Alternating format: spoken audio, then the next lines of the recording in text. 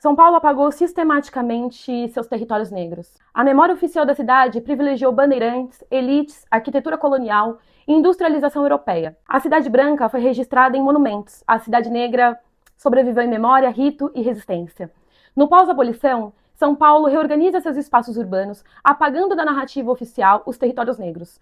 Mas eles continuaram existindo, nas Irmandades do Rosário dos Homens Pretos, nas igrejas negras, nos cortiços do Brás e da Barra Funda, nos cordões carnavalescos que mais tarde se tornariam as escolas de samba, nas habitações coletivas onde se criavam redes de ajuda e sociabilidade afro-paulistana. Esses eram territórios negros vivos.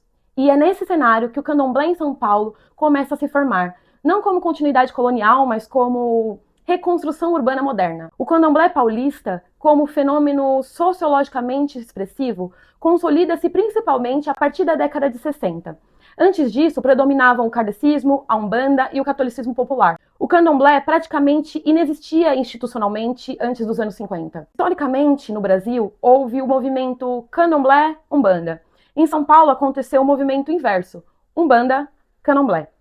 Muitos sacerdotes paulistas iniciam suas trajetórias espirituais na Umbanda e depois migram para o Candomblé, em busca de maior legitimidade ritual, ancestralidade africana, estrutura iniciática mais densa e hierarquia mais definida. Em São Paulo, o Candomblé não surge puro, ele se estrutura num processo urbano.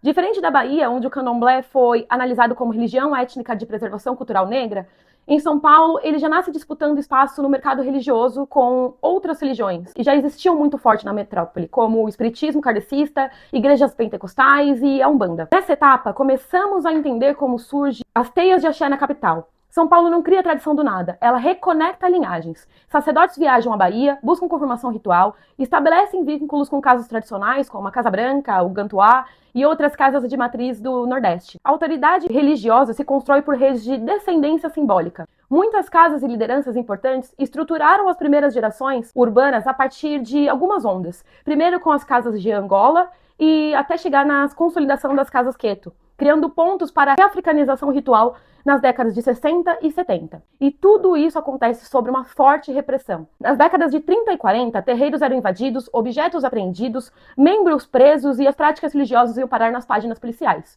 Durante décadas, o que era culto foi tratado como caso de polícia. Repressão, silenciamento, apreensão de objetos sagrados. E é nesse momento que eu preciso dizer um nome. Miramar de Oxóssi. Minha bisavó, uma mulher que manteve o axé vivo quando tocar tambor era risco, quando rezar alto podia significar denúncia, quando objeto sagrado podia ser levado pela polícia. Relatos dela mesma contando sobre sua história para mim e minha família. Enquanto o Estado criminalizava, mulheres como Miramar de Oxóssi sustentavam o ritual da cidade e apoiavam sacerdotes a manter vivo o axé. Resistência à manutenção do axé, consolidação ritual, décadas depois, articulação política. Esse é o arco histórico. E aqui surgem outros nomes que atravessam também a minha história. E um deles é Caio Egídio de Souza Aranha, pai de santo da minha bisavó e grande articulador na resistência do candomblé na década de 60. Filho de Xangô, ele funda o terreiro Axé Leobá. A casa nasce vinculada a Umbanda e consolida no rito Queto. Não é o terreiro mais antigo de São Paulo, mas se torna representativo da forma urbana que o candomblé assume na metrópole. Após a morte de Pai Caio, ocorre disputa sucessória que envolve não apenas o direito religioso baseado na senioridade e na confirmação ritual, mas também o direito civil formal. E esse conflito expõe a tensão entre direito costumeiro, religião e direito jurídico estatal. É nesse momento que surge um outro nome importante para a história do candomblé de São Paulo, e também, novamente, da minha história. Mãe Silvia de Oxalá, Silvia Egídio, assume um papel que ultrapassa o religioso.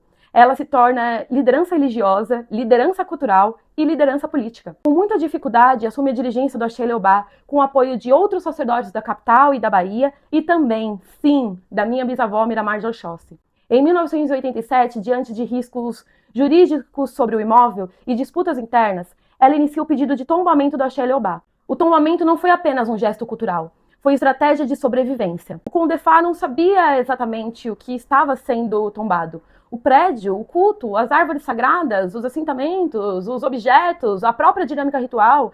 Em um período onde o Estado estava acostumado a tombar igrejas, palácios, casarões, aqui estava sendo convocado a reconhecer um sistema simbólico vivo que vivia há décadas em repressão. O valor reconhecido não foi arquitetônico, foi antropológico e histórico. Foi reconhecer a legitimidade de uma tradição cultural historicamente discriminada.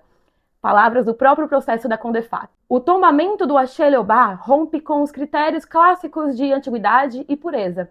Ele reconhece cultura dinâmica, religião urbana, território negro como patrimônio da cidade. E ele se torna, em 1990, o primeiro terreiro de candomblé tombado na cidade de São Paulo e o terceiro do Brasil. O candomblé na metrópole não é aldeia africana recriada, é religião ritual funcionando dentro do capitalismo urbano. Ele se adapta à cidade moderna, ele ocupa praças, cemitérios, parques, a metrópole vira território de orixá. O tombamento do primeiro terreiro na capital não foi apenas a representação e a preservação de um espaço físico, foi o reconhecimento oficial de que a cultura negra não é marginal à história de São Paulo, ela é constitutiva. E quando eu digo isso, eu não estou falando apenas como pesquisadora, eu estou falando como uma mulher que é descendente direta de Miramar de Oxóssi, como filha de santo de Mãe Silvia de Oxalá, como mulher atravessada por essas duas forças. Se antes tocar tambor era risco de prisão, hoje é patrimônio histórico. Se antes objeto sagrado era apreendido, hoje ele é reconhecido como bem cultural. Mas isso não aconteceu por concessão do Estado. Aconteceu porque mulheres como a minha bisavó, Miramar de Oxóssi, sustentaram o axé quando era perseguição, como Mãe Silvia de Oxalá enfrentou o Estado quando era necessário reconhecimento, e tantos outros nomes. O candomblé paulista nasce da Umbanda e da repressão urbana. Ele se consolida pelas teias dos axés, ele disputa o espaço da metrópole, ele reinventa a tradição e transforma a perseguição em patrimônio. E eu sou continuidade dessa história como você. Porque o axé não é passado, é permanência, é luta, é reconhecimento e agora é história oficial. Eu vou deixar aqui embaixo a fonte bibliográfica de tudo isso que eu falei aqui. Espero que esse vídeo te encontre bem e que seu ori não te boicote. Axé.